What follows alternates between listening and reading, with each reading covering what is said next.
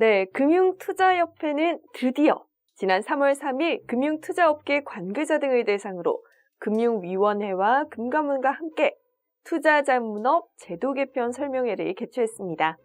현행 법령상에서는 투자자문업자들의 자문업 영위와 관련하여 충실 의무 등의 지극히 일반 원칙만을 설명하고 구체적인 영업행위 규칙에 대한 부분은 미흡했는데요. 이로 인해 투자자문업자들이 자문업을 영위하는 데 있어서 실무 적용 시 애로사항이 많았습니다. 하지만 이번 제도 개편을 통해서 투자자문업자의 원활한 자문 업무 수행에 대한 기준이 마련되었고 투자자 보호에 관한 제도들이 새롭게 마련되었습니다. 그럼 이번 자본시장법 시행령 개정으로 도입되는 새로운 제도들에 대해서 자세히 알아볼까요? 이번에 새로 도입되는 투자자문업자와 독립투자자문업자, 즉 IFA는 투자 권유자문 인력 1명과 자기자본 1억 원 이상이면 투자자문업자로 등록할 수 있습니다. 종전에는 일반 투자자에게 투자자문 서비스를 제공하기 위해선 최소 자기자본 5억 원 이상이어야만 투자자문업자로 등록할 수 있었던 것에 비해 진입장벽이 대폭 완화되었는데요. 하지만 펀드, ELS 등 파생결합증권, RP, 예금 등 제한된 금융상품에 대해서만 자문을 할 수 있게 되는 점이 특징입니다. 그리고 투자자문업자의 자본금 요건을 낮춘 대신 인력의 전문성 요건을 강화했습니다. 투자자문업자로 등록하기 위해서는 상근 임직원인 투자권유자문 인력 1명 이상을 갖추어야 하는데요. 투자권유자문 인력의 자격 요건은 펀드, 증권, 파생상품 투자권유자문 인력의 요건을 모두 갖추고 있어야 합니다. 뿐만 아니라 기본적인 자격 요건 외에 추가적인 경영 요건도 필요한데요.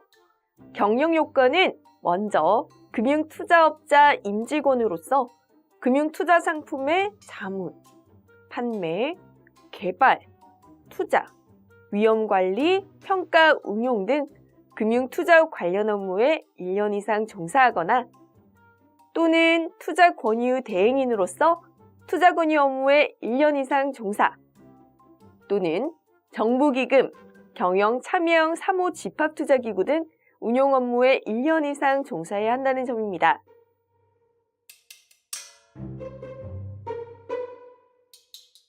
그럼 이번 투자자문업제도 개편 설명회에서 중요한 부분 중에 하나인 일반 투자자문업자와 독립투자자문업자의 차이점에 대해서도 한번 살펴볼까요?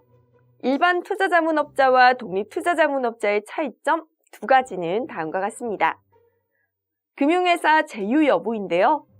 일반 투자자문업자는 복수의 금융회사와의 제휴가 가능한 반면 IFA는 금융회사와의 제휴가 불가하고요.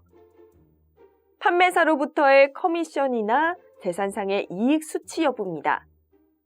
일반 투자자문업자는 판매사로부터 커미션이나 재산상의 이익 수치가 가능한 반면 IFA는 판매사로부터의 커미션이나 재산상의 이익 수치가 허용되지 않습니다.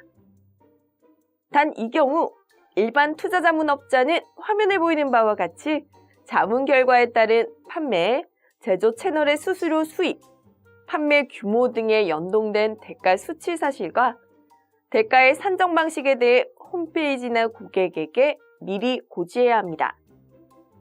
신설되는 독립투자자문업자는 투자자문업자 중 판매 그리고 제조 채널로부터 독립되었는데요. 즉, 일반인에게 보다 전문적이고 중립적인 자문 서비스를 제공하기 위해서 도입한 투자자문업 제도인 거죠.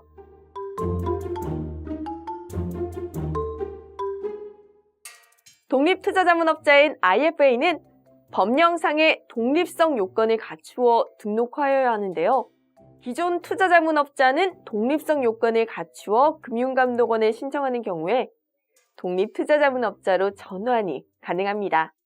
여기서 말하는 독립성 요건은 투자 1임업을 제외한 다른 금융업과의 겸용 금지, 둘째, 금융상품 판매 및 제조 채널과의 계열관계 금지, 셋째, 금융상품 판매 및 제조 채널과의 임직원 겸직 및 파견 금지. 넷째, 금융상품 판매 및 제조 채널로부터 자문과 관련하여 재산상의 이익을 받지 않을 것. 다섯 번째, 특정 금융회사에서 판매하는 상품에 한정된 자문을 제공하지 않을 것입니다. 이에 대해서 IFA는 상호에 독립이라는 문자를 사용할 수 있으며 독립성을 강조하여 고객에게 신뢰성에 대해 어필하는 홍보가 가능합니다. 하지만 독립투자자문업자와 신설되는 투자자문업자 모두 중립적이고 객관적인 입장에서 자문 업무를 실행해야 하고요. 금융회사의 자문 플랫폼 서비스 제공자의 이해관계에 따라 상품 진열이나 정보 제공 등의 차별을 두지 않는 자문 플랫폼을 이용해야 합니다. 이번 제도 개편으로 투자자들은 보다 객관적이고 중립적인 자산 관리 서비스를 받을 수 있는 제도적 기반이 마련됐다는 점에서 큰 의미가 있다고 할 수 있겠습니다. 또한 2000년대 이후 금융회사 중심으로 이루어졌던 자산 관리 서비스에 대한 규제가 완화되면서 금융회사와 투자 자문업자의 자산 관리 서비스에 대한 질적 성장이 예상되는데요. 이는 고액자산가 중심으로 이루어져 왔던 자산 관리 서비스가 보다 보편화될 수 있다는 점에서 자산 관리 서비스에 대한 수요 역시 큰 폭으로 증가할 것으로 전망됩니다. 저와 함께 지금까지 이번에 정식으로 발표된 IFA 제도의 내용에 대해 살펴봤고요. 다음 시간에는 저와 함께 변화하는 금융 패러다임에 대해서 살펴보겠습니다.